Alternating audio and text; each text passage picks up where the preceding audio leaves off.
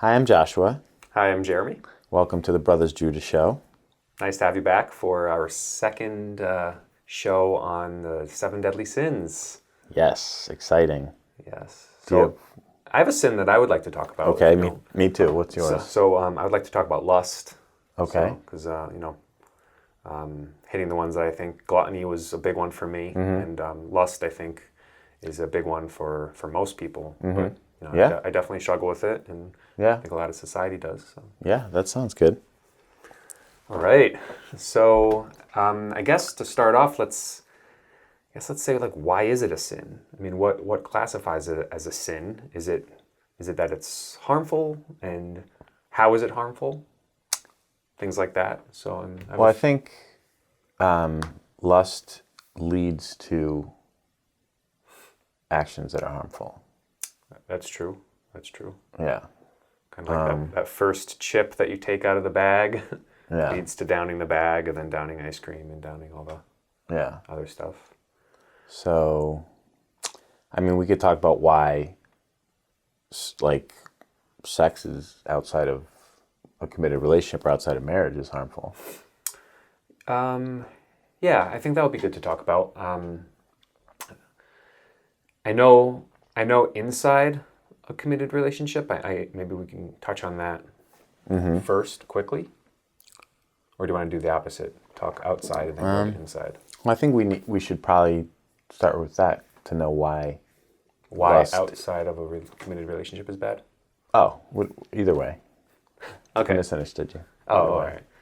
Well, I guess. Well, I mean, there are people who would argue even sex in a committed relationship is a sin. Like, personally, I believe it has to be within the context of a marriage. But, people could, I guess, vary in their views on that. But if we're just talking about it generally, why is it bad? Why is it harmful? Well, why don't we start off by maybe me talking about how I know it's bad in my life, and then we can, because that might get it going, the conversation. Okay, that's fine. So I mean, there are a few things. I mean, one, I've noticed that when sex is outside of just, say, me and my wife. No, I don't, and I've never had sex with any other woman while married to my wife. But there has been thoughts and certain masturbation sessions. So sorry to get Wow, personal. yeah, it's very personal here. Yeah. But I've noticed that, I mean, especially more so in the very beginning, because before I married her, I had certain habits, which, now I view as not good. But at the time, college or after college, it's just kind of considered normal for men. But I've noticed it's almost like with food. If you're full and then somebody puts food in front of you, it's like, yeah, you might eat it and it might taste good, but it doesn't taste as good as if you're hungry. And I remember the first time I did a full day fast where the last meal was at nighttime. I didn't eat the entire next day, and then I ate the next morning after that. I remember I was eating something that normally is just plain food. I forgot what it was. It was just a simple breakfast. I don't know, pancakes or eggs or something. But it tasted so good, and it was so satisfying, and it felt different. It didn't feel the same. And I think with sex, when people are in relationships, I think a lot of people have trouble where they might watch porn or something, and then they have trouble being with their wife. Either it's not as powerful, or the connection is not there, or some people, I know I've read and heard about people that have actual like erectile dysfunction with their wife. They can get it up when they're watching porn, but then they go to their wife and they're having trouble keeping it hard. So I mean, that alone, it detracts from the power between the husband and the wife. Well, it's supposed to be like the kind of glue that like cements the marriage bond. And anything outside of that is basically draining like the life out of the marriage. Like I've heard that as well. Someone they're interested in looking at pornography, but then they're not interested in their wife sexually. So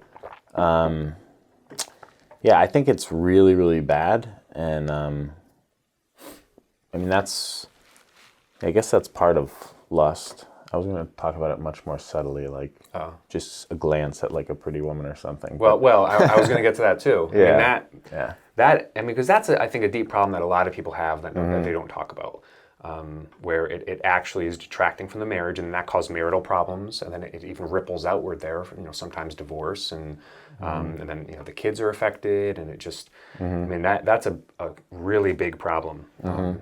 I think people who are watching might have an easy time understanding why that would be a problem. So if we now want to just quickly move on to the more subtle things. Kind of backtrack from there a little bit. Yeah, I mean, unless you have something else to say. I mean, what about just promiscuous sex? Like, I know people who just think it's okay to... Well, yeah, I didn't mean to cut you off, but let's do that after we move on from a relationship. So still in a relationship, obviously engaging in, watching porn, things like that, it hurts your marriage, and I think that's easy to be seen.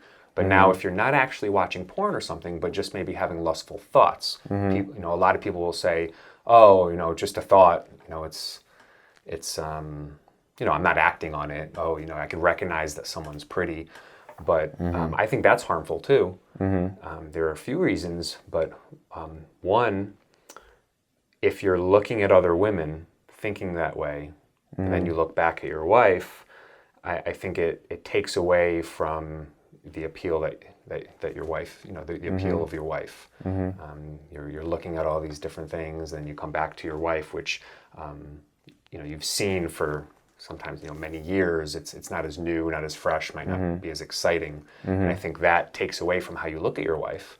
And then I think it's sensed in the relationship. And also, I've noticed it's almost like our minds we're running.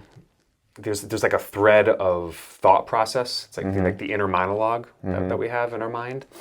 And I've noticed that lustful thoughts take whatever my the momentum that my thought process, my inner monologue has, it like knocks it off course, and then I'm thinking of other stuff. So I noticed it the other day where I was thinking about a topic that was beneficial to me. I forgot what it was, but I remember I was looking up information on the internet, and I was researching, and it was improving my life. I mean, just to say an example, I'm researching. This isn't what it was, but let's just say it was. How to improve your gardening yield or something, something that's productive. And then I noticed as I'm scrolling through the internet, there was an ad, and it was a seductive image. So I saw the image, and then I looked, and then I scrolled, and then it was very subtle, but I noticed the power of my thoughts was like knocked down a peg. It was weird. It was to get back into the... Yeah, it's hard to explain, but focusing on meaningful things. Yeah, when your mind, like I know with programming, it's very hard for me to multitask while programming, because you'll have to have your mind in sometimes nested loops, and there'll be functions that you have to remember what the function does and the call, and your mind has to kind of go into it like a very complicated math problem. And if you're in the middle of the problem, if you then think of something else, it all crumbles, and then you get back, you have to reread. What did that do? You reread that, and it sets you back. And I think throughout the day there are so many lustful images that we see in the media. It's constantly knocking our mind off track. I don't know if I explained that. Yeah, I get it. I mean, there's something. It's hard to. I think for the average person, it might be hard to understand, but like there's something about it that's taking away from what matters most. Like it's almost like it's taking away from a greater fulfillment, and it's just like it's like pulling like the drain plug in a tub or something. Yeah. Like it's just like, I don't know. Like I notice when I'm feeling at peace and with God and like in my life and feel like everything's going smoothly, if I see an attractive girl and I allow myself to like put my attention there or think about it, like I feel like it takes me out of that, kind of like you were saying. It takes me Yeah. out of that state of peace and service and feeling what really matters. And I get a much greater fulfillment from that. So yeah, people don't realize what they're missing, really. I think, like, in the context of a marriage, it's probably, like, the sexual relationship is probably many, many, many times greater when there is that fidelity there and not that kind of, like, distractions, like, leaking out of the marriage. Yeah. So Yeah. So there are probably people that are watching thinking, well, what if you're not in a marriage? Then it's okay. So I guess that goes to your... well, it's the same thing, though. It's the same thing. If they want to have that someday, if they want to have that, like, well, that's a good point. it's like trading. It's like trading, like, the greatest, like, an infinite gift for, like, a tiny little temporary one. It's like, Yeah. people don't realize what they're missing. That's true.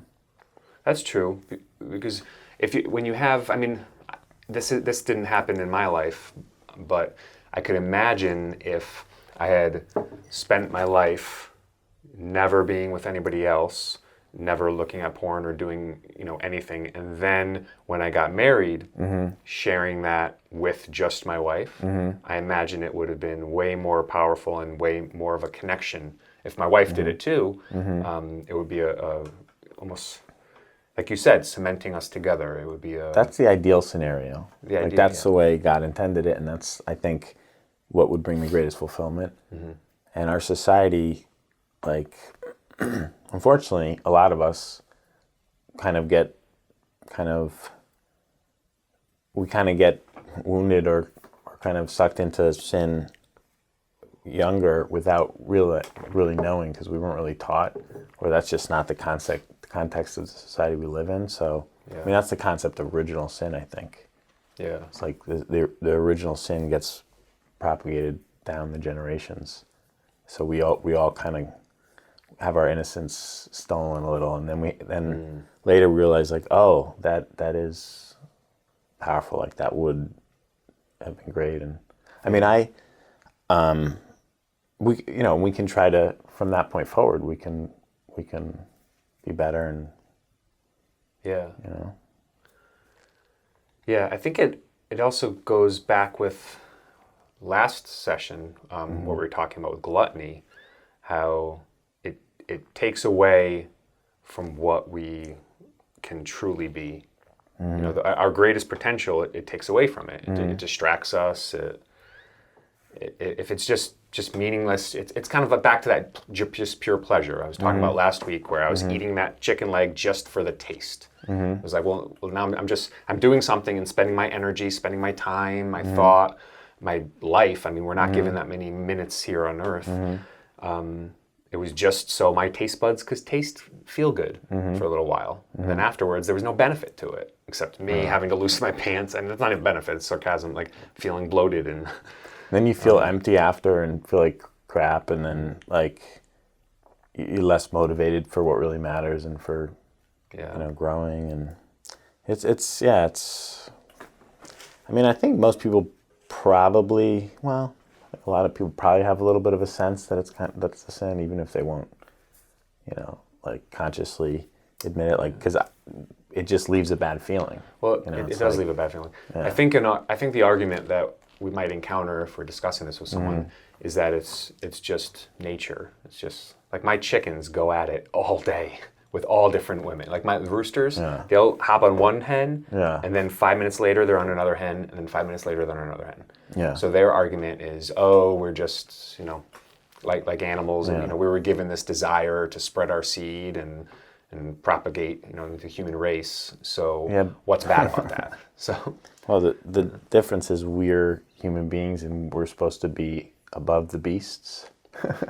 We're supposed to be like given special privileges as created in God's image, and stewards of the earth, and we're supposed to be above the beasts. We're not supposed to just be in our animalistic, natures. Yeah, no, that's true. So, and if you were to relate that, why don't we just, I mean, the chickens also, if one chicken has a piece of food or whatever, all the other chickens just go and try to steal it. And literally, like one caught a little salamander or a newt or something, and I watched for a good 10 minutes that it get passed around, well, stolen, chicken to chicken to chicken to chicken to chicken to chicken, as they're all stealing it from each other and running away and then stealing it. It's like, why don't, I'm sure there's not an argument for how we should live in society like that.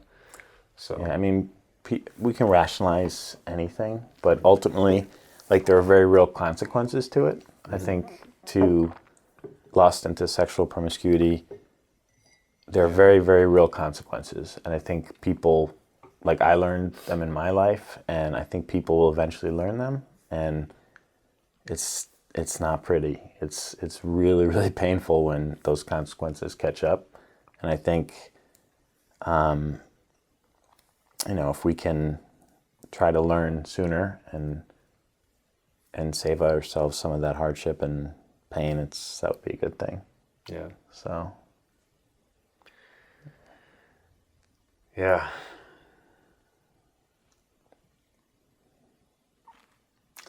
I don't know. Yeah. I mean, it's a tough one because there definitely is that urge within us. So, but I think but I don't really have that urge that much anymore. I mean, once you kind of get out of that addictiveness of it and then kind of get past I don't know. You get past a certain point and then it loses its kind of grip on you, and then I don't really. I know what you mean, because there was a period of time where I noticed myself constantly walking down the street, driving. Every girl I saw, I was like, oh. It was like, I was completely distracted, and I recognized that. I was like, I don't want to be like this. Yeah. So then I started, every time I do that, I would try to catch myself. And the second I look at back, nope, and I'd look away. And, if I'm driving down the street and there's a girl running or something on the side of the road, instead of looking, I would purposely kind of look off to the side and drive by. Yeah. And initially it was tough, but afterwards it's really hard to explain, and I can't pinpoint, but I just felt better after, and then I didn't even need to look. I would just drive. I wasn't getting distracted. I was driving, thinking my thoughts, staying on track, staying focused. It's an exercise, and I've done that as well. It's like an exercise in discipline, and it's very empowering, because if you can resist the small things, then you can resist the greater things. So that's true. Yeah, that's true. Well. Any last thoughts on that? I don't think so. So. Yeah. All right. All right. Well, thank you, everyone. Thank you.